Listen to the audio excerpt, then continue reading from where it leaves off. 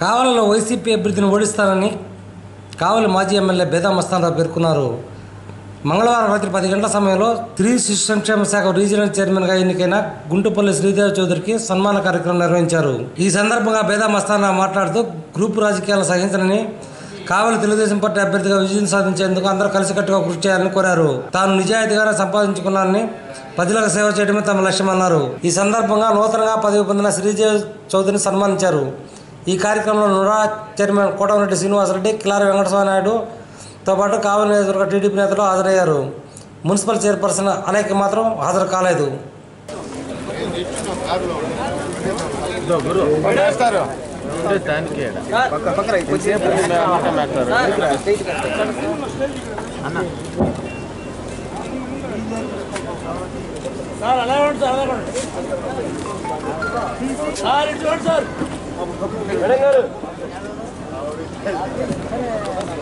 రేపు ముఖ్యమంత్రి కావాలంటున్నాడు ఒక ఆయన.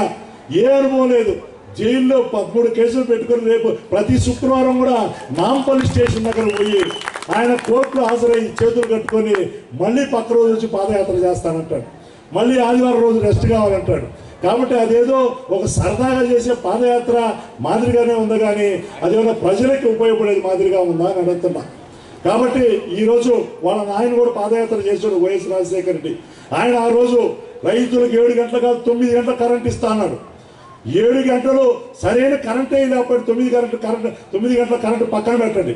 అది ఆయన నాయనట మాట ఏదో మడిని చెప్పినటువంటి నాయకుడు అంట. 9 గంటల ఇస్తానని చెప్పి ఉన్నటువంటి పరిస్థితి, రైతులు మోసం చేసినటువంటి జలయజ్ఞాన్ని ధనయజ్ఞాన్ని చేసినటువంటి చరిత్ర వైఎస్ రాజశేఖర కుటుంబాన్ని. ఆయన దగ్గర మోసపూరితంగా ఎవరినైనా కూడా దోపిడీ చేసి కానీ అక్రమంగా సంపాదించుకుంటే నీ ఎదురుగానే పోటీ చేయను, నా ఛాలెంజ్ ఒప్పుకుంటావని అడిగా గమ్ముగా అయిపోయాడు. అన్నా నేను అన్నం లేదన్నా, మీ తమ్ముడిని అన్న. మా తమ్ముడు రేపు టీవీ భేటీ ఇస్తే అన్నా నిన్ను తమ్ముడా, నిన్ను కాదు మీ అన్నని అంటాడు. ఇది అతని రాజనీతి. కాబట్టి ఇందా మా సేనన్న చెప్పాడు, సేనయ్య తమ్ముడు చెప్పాడు. ఏం చెప్తాడో అతనికే అర్థం కాదు, ఏం మాట్లాడతాడో అతనికే తెలియదు. అదంటే మా పార్టీ వస్తే నేను వస్తే అన్నీ చేస్తారని. మీ పార్టీ రాదు, నువ్వు చేసేది లేదు. నువ్వు ఎప్పుడు వస్తుంది మీ పార్టీ, ఎప్పుడు వస్తుంది? ఎవరు నేను మా అక్కజనులు మిమ్మల్ని ఏమన్నా వాళ్ళు అభిమానిస్తున్నారా, ఆదరిస్తున్నారా? వాళ్ళు లేకుంటే 48% తెలుగుదేశం పార్టీకి ఉంది. ఈరోజు ఇంకా పెరిగి ఉంటుంది. 2 నెలల క్రితం చేసినట్టు సర్వే. దాని తర్వాత పింఛన్లు పెంచాం, పసుపు కుంకుమ 10,000 20,000 చేశాం.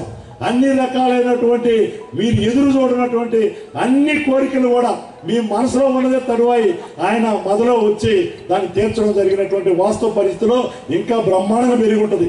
కాబట్టి తెలుగుదేశం పార్టీ తిరిగి అధికారంలో రావడం ఖాయం. నారా చంద్రబాబు నాయుడు గారు మన ముఖ్యమంత్రి రావడం అంతకంటే కూడా అది సత్యం అని చెప్పి కూడా ఈ సందర్భంగా తెలియజేసుకునే ప్రజల్లో తిరిగేవాడిని. నేను అక్కడే ఎత్తుక్కోవాలా, నేను పైసా బాగుంటుంది అక్కడ ఎత్తుక్కుంటే నాకేం వస్తుంది? ఎక్కడ ఏ ప్రజలైతే నన్ను నువ్వు ఇంకా కూడా పరిపక్వం రావాలా, నువ్వు ఇంకా చాలా ఎమ్మెల్యే స్థాయికి అనుకున్నారు, అక్కడే మళ్ళీ వాళ్ళని మెప్పించి ఒప్పించి ఎమ్మెల్యే అవుతాను. ఖచ్చితంగా ఈ నియోజకవర్గానికి అంతకంటే కూడా గతంలో కంటే కూడా సేవలు చేసుకుంటానని చెప్పి మీ సేవలో నేను తరిస్తానని చెప్పి కూడా ఈ సందర్భం మీ అందరూ కూడా తెలియజేసుకుంటా ఉన్నాను. ఈరోజు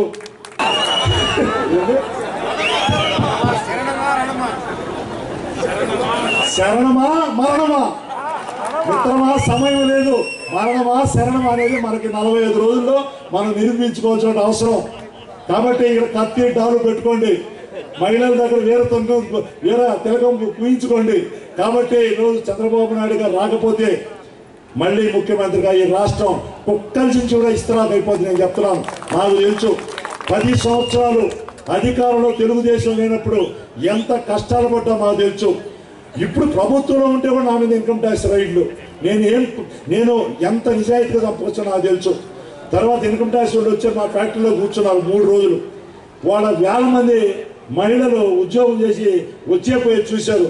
ఆ మహిళా ఆఫీసర్ అన్నది, సార్ ఇన్ని 1000 మందికి మీరు ఉద్యోగాలు ఇస్తుంటే మేము మీకేదైనా ద్రోహం చేయాలనుకుంటే 4,000 మంది మహిళలకి వాళ్ళ పొట్ట కూడి తీసినట్టు అవుతుందని చెప్పి నన్ను అభినందించి ఏదో వచ్చాను కాబట్టి ట్యాక్స్ కట్టమంటే నేను 45-80 కోట్ల రూపాయలు ట్యాక్స్ కట్టాను.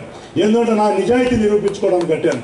కాబట్టి మా ముఖ్యమంత్రి గారు అడిగే నా వంతు ఏమైనా చేయాలంటే ఏమి లేదు సార్, ఈ కష్టాలు నష్టాలు మేము 10 సంవత్సరాలు పార్టీ అధికారంలో లేనప్పుడు చూసాం. ఈ ఒక లెక్క కాదు, ఒక బాల్ గోడకేసి కొట్టి అంతకంటే స్పీడ్ వెనక్కి వస్తుంది. కాబట్టి నేను మళ్ళీ తిరిగి ఈ ఎమ్మెల్యేను ఓడగొట్టిన దాకా, ఎమ్మెల్యేను ఓడగొట్టడమే కాదు ఇక్కడి నుంచి పారిపోయేదాకా నేను రాజకీయాలు నిన్న రాజస్థాన్ 3 పేజీలు అంతా ఉబ్బిచ్చి తప్పించి నువ్వు 80 ఎకరాలకి లైసెన్సులు తెచ్చుకున్నావు. నువ్వు లిక్కర్ కేసులో జైలు పాలు కావాల్సిన వాడివి నువ్వు రోజు తప్పించుకొని ఈరోజు ఆయన యొక్క కృపా కటాక్షాలతో మన తెలుగుదేశం పార్టీ మంత్రి నారాయణ గారి యొక్క చలవతో ఈరోజు నువ్వు తిరుగుతున్నటువంటి వాస్తవం కాదా అని నేను అడుగుతున్నాను. టీవీ9లో కూడా అడిగాను, నువ్వా నాకు స్త్రీ శిశు సంక్షేమ శాఖకు సంబంధించి ఉంటాయండి. దాదాపుగా మా డిపార్ట్మెంట్ లో 30,000 మంది ఆడవాళ్ళు అంగన్వాడీ టీచర్లుగా కానీ, అంగన్వాడీ హెల్పర్స్లుగా కానీ, సూపర్వైజర్లు కానీ ఇంతమంది పనిచేస్తున్నారండి. నాకు ఒక్క కావలి నియోజకవర్గం కాకుండా 3 జిల్లాల స్థాయిని పెంచి నా మీద నమ్మకంతో ఇంత పెద్ద పోస్ట్ ఇచ్చినందుకు, అది కూడా మహిళకి రిలేటెడ్గా నాకు మంచి అమ్మాయిని ఒక ఆర్గనైజర్గా ఎన్నుకున్నారు అని చెప్పి అందరి చేత కూడా అదే మాట అనిపించేటట్టు నా ప్రయత్నం, నా కృషి నేను చేస్తానండి. ఇంకా ఈ పదవితో ఒక్క మా చౌదరి గారి కుటుంబం, మా మావయ్య, మేము ఒక్కడమే కాదండి ఆనందపడింది. ఈ పదవి రావటంతో నా సామాజిక వర్గానికి సంబంధించిన ప్రతి ఒక్కరూ నన్ను ఆడపడుచులాగా భావించి వాళ్ళ ఆడపడుచుకే ఇలాంటి పోస్ట్ వచ్చిందని ఆనందం పడుతున్నారండి. ఇది ఒక కావలి నియోజకవర్గం కాదు, పక్కనున్న ఉదయగిరి నియోజకవర్గంలో ఉన్నవాళ్ళు, ఆత్మకూరు నియోజకవర్గంలో ఉన్నవాళ్ళు అందరూ, మా సామాజిక వర్గానికి సంబంధించిన అందరూ ఆ మనసుల్లో ఆనందం ఉందండి.